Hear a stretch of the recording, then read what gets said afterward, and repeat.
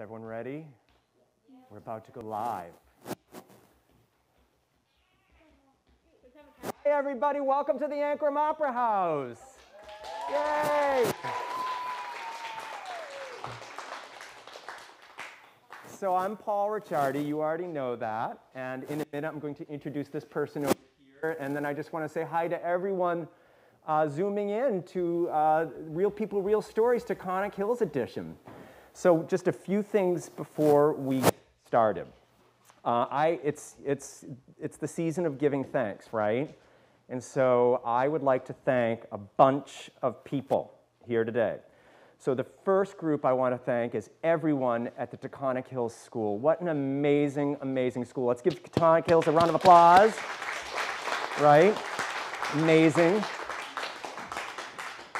So this program, right, the storytelling program at Taconic Hills was supported by the Berkshire Taconic Foundation, the Fund for Columbia County. They gave us the money to do this, so we're grateful for them. And all of the teachers in the 4th, 5th, and 6th grade at Taconic Hills, what an extraordinary group of teachers, really inspiring. Let's give them a round of applause. Yes. And we have a few Taconic Hills teachers here today. So Mrs. Beth Flores is here today. I'll introduce her in a second for real, but we want to give her a round of applause. Mrs. Graney's over there. And Mrs. Gardner somewhere. Mrs. Gardner from Taconic Hills is here. And all of these people help make this happen, help bring these storytellers here. And I also want to thank all of the Opera House staff, the co-director, Jeff Mousseau, yay. Hannah Schiffer, our stage manager and producer, she's back there. Vanessa Bears over here, she's awesome. Sherry Schiffer somewhere, there she is back there, yay to Sherry.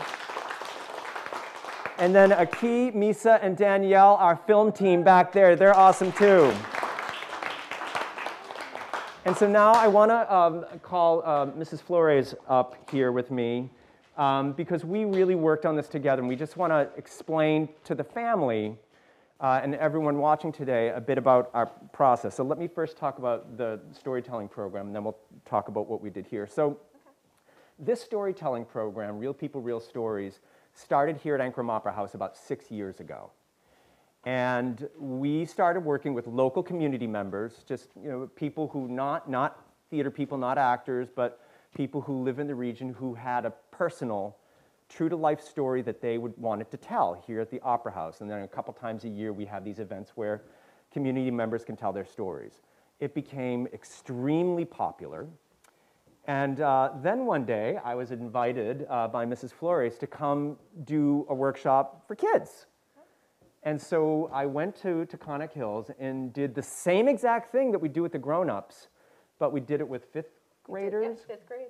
And it really, really worked. Yeah. And so what we have been doing, this is our 2nd year. Last year we did it entirely on Zoom. Mm-hmm. So I would zoom my face into their classroom, and the kids would all be in the classroom. And we taught the kids the same exact principles of storytelling that we do with the grown-ups in the community. And so for the past 2 months?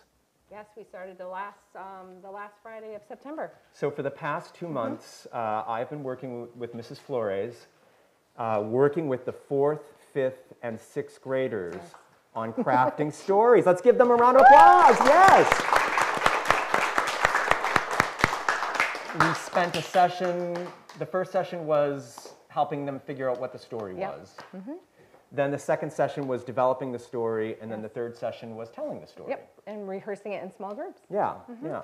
And something that's really exciting about this program is that everything that we do in the storytelling program is supporting the literacy and writing curriculum at Taconic Hills. Yes, it is. This has been great because all of the students have had a chance to work through a story that's inside of them. And it helps them because they'll be moving into narrative personal writing as they go on in their writing program in all of the 3 grade levels, 4th, 5th, and 6th grade. So I think it's given them a nice foundation for them to then push into that type of writing. Yeah. We call it writing. Yeah, let's clap for that too, right? I love clapping.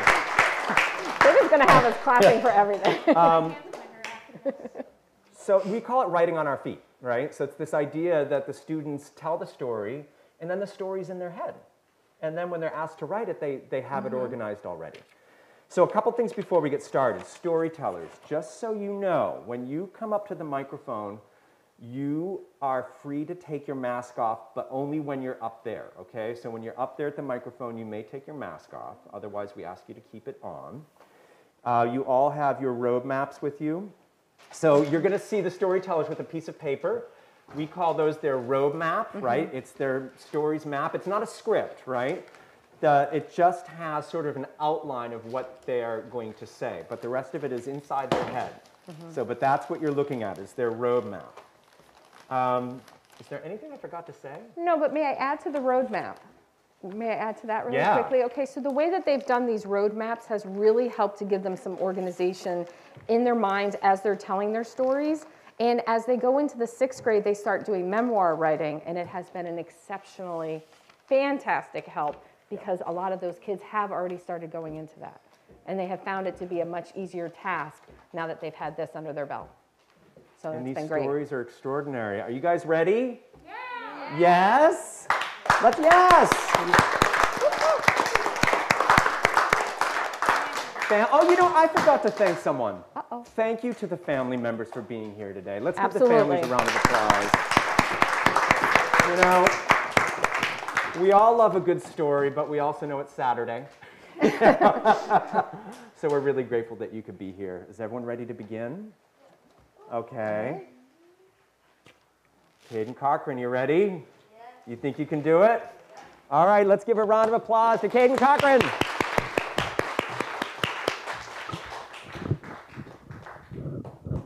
My name. Hold on. There. Okay. My name's Caden Cochrane, and something you should know about me is that I like risk.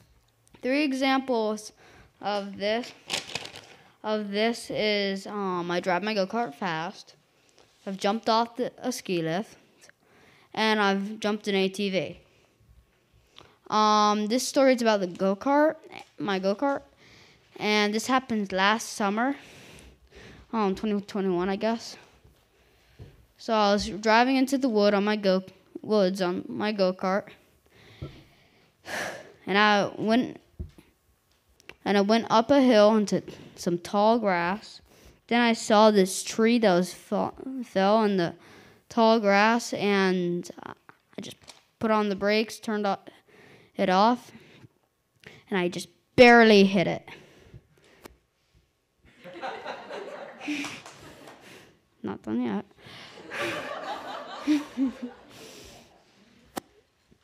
And then my go-kart doesn't have reverse, so I had to pick it up, and it's not small. To turn it around, get in, keep on going.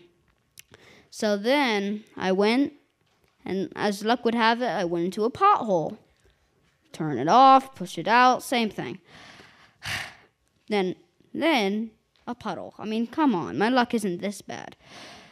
So then I kept on going, and then I was finally out of the woods.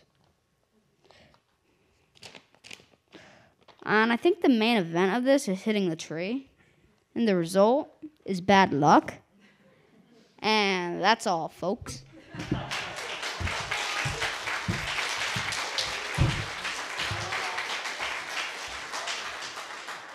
That was Caden Cochrane. Good job, Caden. All right, up next is William Guntert. You ready, William? All right, you're going to come up over here. Let's give William a round of applause.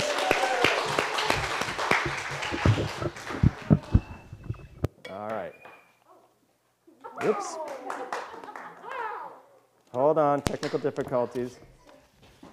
All right, you're good. You ready? Yes. All right. My name is William Guntert, and something you should know about me is I've been through a lot of tough times, and this is a story of how my cat died. So it was after dinner. We all went to the garage to look at like new puppies that we have, and I was going inside to the basement to get some drinks for everybody, and after I got after everybody told me what they wanted, I went into the house down to the basement, and at the corner of my eye, I saw something. It was my cat. I thought he was sleeping at first, so I went over, and all what a kid would do was just nudge him, but he wouldn't move. So I nudged him again, and he still wouldn't move. And at the moment, I knew he was dead. I went into the garage to tell my mom, and at first, she would not believe me.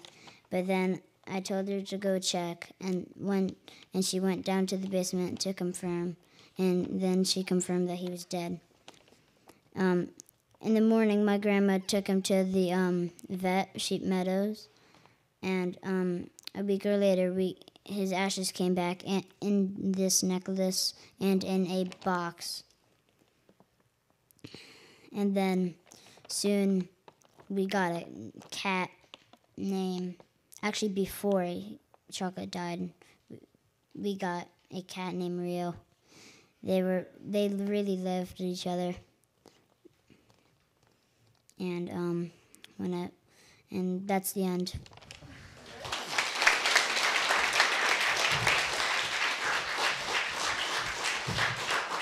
Thank you, William. Let's give another round of applause to William.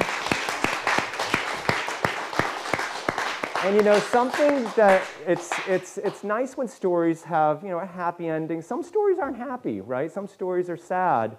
But one of the things that I keep saying to the storytellers is that they're walking libraries, right? Remember that, guys? So when you see a person walking down the street, they're just full of stories, happy stories, not so happy stories, good stories, right?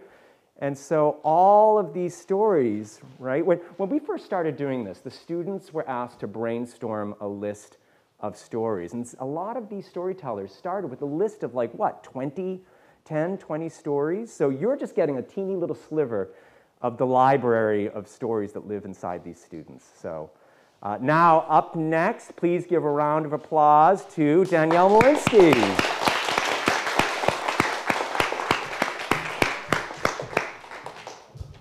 All right, Danielle, there you go.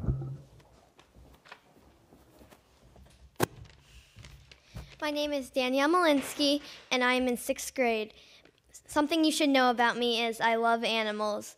I have been with animals in many different places, like the time I had a big dinner and all my animals were outside waiting for leftovers, and the time I had my dog Caden and my 2 cats, Lucky and Willow, meet each other.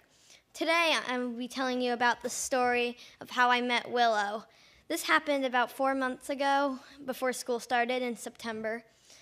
I went to the Humane Society for a visit, and I peered through the window, and every single cat turned their heads to look at me. This got me very, very excited. I walked down the hallway and found myself at the cat door room. When I went to open it, it nudged a little. This scared me very bad. So I ran in, closed the door, and I turned around to see this gray and white cat pushing on the door handle with his paws trying to escape. This was a little rascal, and I didn't want him to cause any trouble, so I moved him over a little bit. Then I went around the room, and I looked at all the cat towers and all the cat beds and tried to pet every single cat in the room. Then I went into the second room, and I saw this big, chunky orange cat that looks like Garfield, and it was eating, of course. So I sat next to him, and then all of a sudden, this black cat and this white cat, they were fighting, and I was so upset. I didn't know if I should help, should I just stay, should I run? In the end, they both ran away, and the white cat came up to me, and I pet it. Then I went over back into room 1, and I pulled out one of the feather toys. I was waving it in the air, and then all of a sudden jumped out a cute little kitty named Willow. You're Willow, I said. She was white, black, and light brown. She was so tiny and yet 2 years old, very playful and sweet. Then I brought her down from a shelf, and I watched her eat, sleep, not litter box, and I hugged her. Then sadly, I had to leave, but then a week later, I came back, and I immediately ran to find Willow. When I went to find her, she was eating, and as soon as she was done, she pounced over to me and cuddled in my lap. Then my mom came over, and she said, "We called, and Willow was taken." I wanted to cry so hard. How could Willow be taken? Then she continued, but we kept calling and convincing, and we finally got Willow. Meet Willow Honey Mollinski. She's yours. I was so happy. And then a week later, when I came home from school, I went into the basement, and I saw a cat carrier. I knew what this was for. I ran over, and I peered in, and I saw Willow, her eyes big and green, looking at me. The end.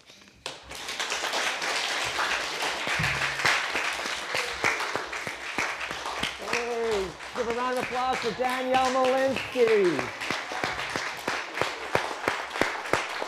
All right, up next is Kayden Miller. Kayden, you ready?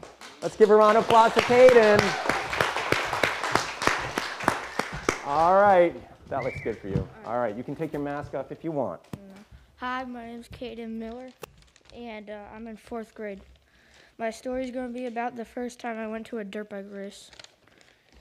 We arrived at the dirt bike track. We got food. Some of the dirt bikes went off. I went to the bathroom. When I got back, my uncle was racing.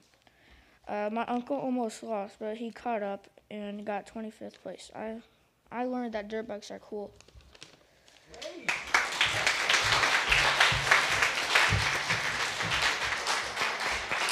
So we have, let's give a round of applause for Kayden Miller. Yes. So we have like certain story genres. There's the animals genre, and then there is the ATV genre, dirt bikes and go-karts, right?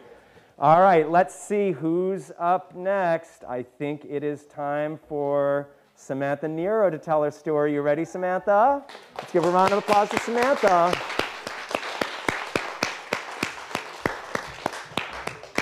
All right, I'm just going to help Samantha with her microphone. There you go. You ready? Oh, wait a minute. Let's do this. Let's bring this down for you. There you go. All right.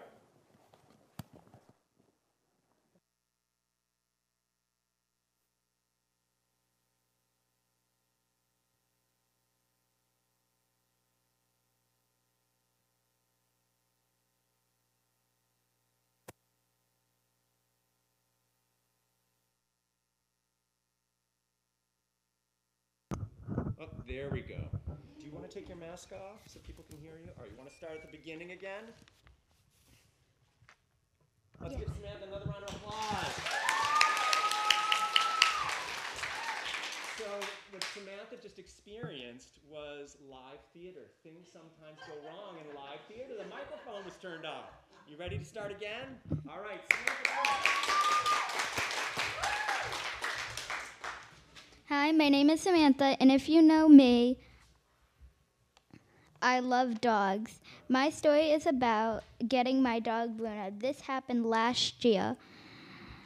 It all started at my aunt and uncle's house when Mom and Dad got there. Aunt Lisa told me it's time to go. I said no and ran off to go hide. I had to say no again, then she found me just because I said no. I said okay while I was in my hiding place, and I went outside in the front yard. Then I saw Bruna in the front yard. I could not believe it, so I asked Dad, why is a dog sitting in the front yard? Dad said, do you want to babysit a dog? I said, yes. My mom ruined the joke by saying, me and Dad got her for you and Willa, your sister. I learned that when you ask for something, you always have a chance of getting it. Good job, Samantha. Give another round of applause to Samantha. So that was part of the animal genre, one of the animal genre stories. Okay, let's see. Oh, it's time for Karina Bishop. You ready, Karina? Give Karina a round of applause. All right. This time we'll make sure we don't turn off the microphone. I think this is good for you. Come a little closer. Do you want to keep your mask on or off? You want to keep it on? You can take it off if you want. It's up to you. All right. My name is Karina Bishop, and I'm in 5th grade. My story is about when my pet cat caterpillar, Mr. Fuzzy, almost escaped. This happened in 2019, July 5th. So I placed down Mr. Fuzzy's cup, and I went inside to let my dog out. My dog knocked over the cup, and I didn't notice it, so I went inside to eat lunch. I went back outside to go on my swing, and I noticed the cup was knocked over just to see Mr. Fuzzy climbing down the side of my grandma's car. My dog. The result of this was my dog eventually knocked over the cup again and ate Mr. Fuzzy. And I learned from this that dogs and caterpillars do not get along.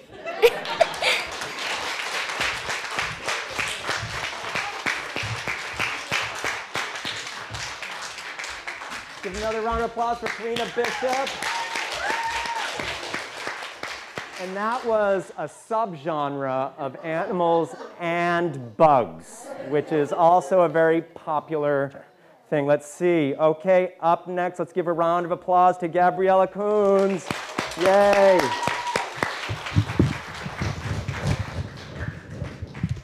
All right. Hello, I'm Gabriella Coons, and in 5th grade. This story is about a crazy banquet at summer camp. This happened July 31st, 2021. I woke up with a big smile on my face, ready for tonight. When I went to low ropes, I climbed a bunch and had fun. Then I raced down to Magic the Gathering, which is a card game. After that, we went to break/lunch. Then I got my swimsuit on and went to swim. After that, I had to get changed really fast and run up the hill to drama. Then I had dinner/get ready for the banquet. We went to a patch of grass near the lake for the gathering of the banquet. The guy in front all introduced himself and said, "Don't worry, nothing's going on." We all raced down to the lake. Then we saw a guy tied up on a floating dock in the middle of the lake. 2 jet skiers started circling the dock and jumped on the dock and untied the guy. A counselor on land put a canoe in the water, and all 3 guys got onto the canoe and paddled away. After that, we all started having fun and dancing. Then it was time to go, so we got ready for bed and went to sleep. I learned from this story, don't trust people when they say nothing's going on.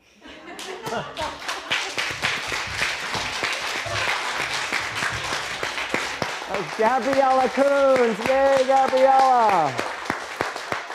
Yeah, and I think that's like a new genre. That's like the camp genre, I think, right? The camp genre. Now, up next is Evie Damgaard. You ready, Evie? Let's give Evie a round of applause. All right. I think this is going to be okay for you, Evie. Yeah, you're good. All right. As you notice, I do not have my roadmap with me, and I'm kind of sad about that. But always turn negative things into positive things.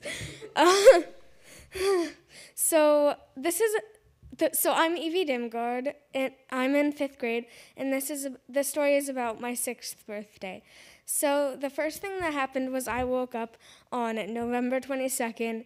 Now, you probably think I was sleeping before, but I was probably awake since 5 o'clock because my birthday was the next day. So, of course, I was lying in bed waiting for my non-existent bird alarm to go off. And it never did, so eventually I got up and then I started jumping and dancing around in my room, and then I eventually picked out like a sparkly dress, because like my cousin was coming over that day, having a sleepover, and for some reason, whenever I'm around my dad's side of the family, I always feel pressured to dress up fancy. And not that I don't love dressing up fancy. So I went out and feeling confident, and I was waiting for my cousin to get there because everything was always entertaining, but also a little bit ridiculous when he's around. So I was like, when is he gonna get here? Because I want to be entertained and get a laugh. And then he finally got here, and then he walked in, and I was like, Cole, finally you got here. And Cole's my cousin. So, just to clarify that. And I think one of the first things we did was play Pop the Pig, no, that wasn't the first thing we did. We made like a fake band with my instruments, non-toned instruments, with my fake plastic maracas that had peeling paint, and one had a smiley face on it that was faded. And then also cymbals, which Cole did because he was going to destroy anything else, because he's very violent if you don't know him. He doesn't go to this school. I think it's called Ichabod School that he goes to. I'm not really sure. And we actually have like a video of that. I don't know if it got deleted or not. And then as we were trailing across the couch, he was like clanging the cymbals together. My eardrums were about to explode. I did not like that because it wasn't going with the rhythm of my maracas and my fake non-existent drum and my fake non-existent drumsticks. So it was like we were like marching, and then he went up close to the camera and whispered, but his whispers are loud. So he said, I don't even know what we're doing. And then we trailed around like 2 more times, and then we swapped instruments, and I think that's how one of my maracas exploded. So yeah, that's one of the lessons of this one. Never let your violent cousin play with maracas that are faded and just about worn out. And then the next thing we did was probably play Pop the Pig after having lunch, and I don't remember what the heck we had. I think it was pepperoni pizza, but I didn't have pepperoni because back then I was a crazy maniac.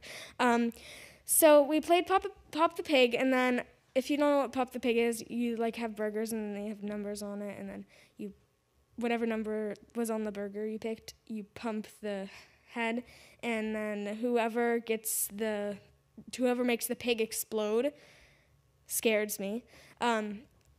Apparently they win or lose. I'm not sure which one because I barely play that game anymore.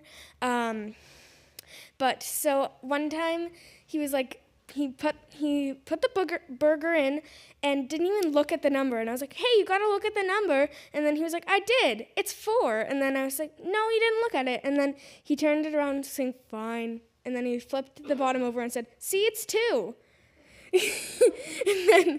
and then he put it in and then pumped it 4 times.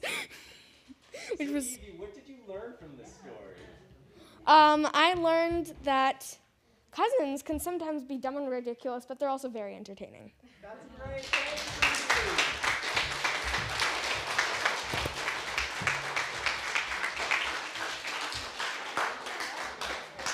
I had this feeling that Evie was kind of writing a screenplay for a long movie about your birthday. Yeah.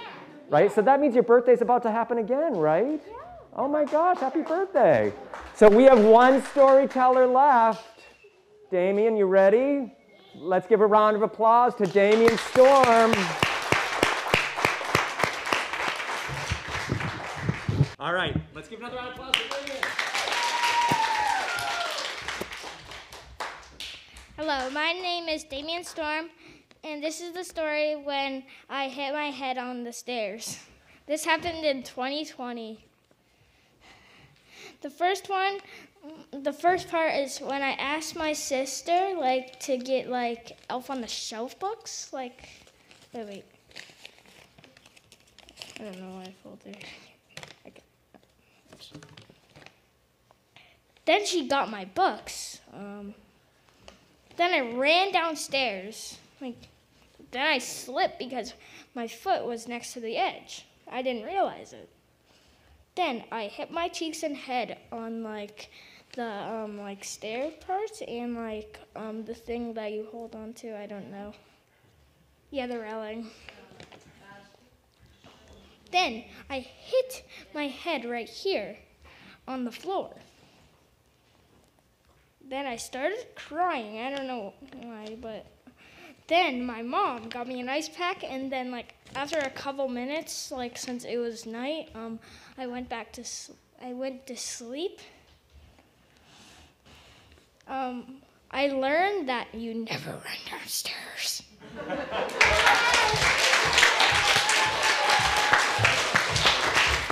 Yeah. Notice how, well, Damion Storm. Did everyone notice that after Damion told us not to run downstairs, what did he do? He ran down some stairs, Damion. He did. Let's give all of the storytellers a round of applause. This is amazing. Let's give the family a round of applause. Let's give the Taconic Hills staff and teachers a round of applause. So just two more things before we wrap up. So the storytellers, these students, they prepared the story in three 45-minute sessions. That's not a lot of time. The grown-ups get a lot more time. So you, this whole group, you in a very short amount of time were able to figure out a story idea, develop a story idea, practice a story idea, and then tell it in front of an audience. And I think that is really extraordinary. Well done. So I want to thank everyone for coming out to Real People, Real Stories, Taconic Hills edition today. We can't wait to do this again next year. We invite you. We have a snack table in the back with juice boxes and chips for everybody. So please enjoy yourself. If you want to watch this, right, it'll be on the Ancram Opera House website, ancramoperahouse.org. So if you want to send this to your friends or have people show up later, they can do that. Thank you to everyone who's watching from home. And that's our show. Thank you. Yay!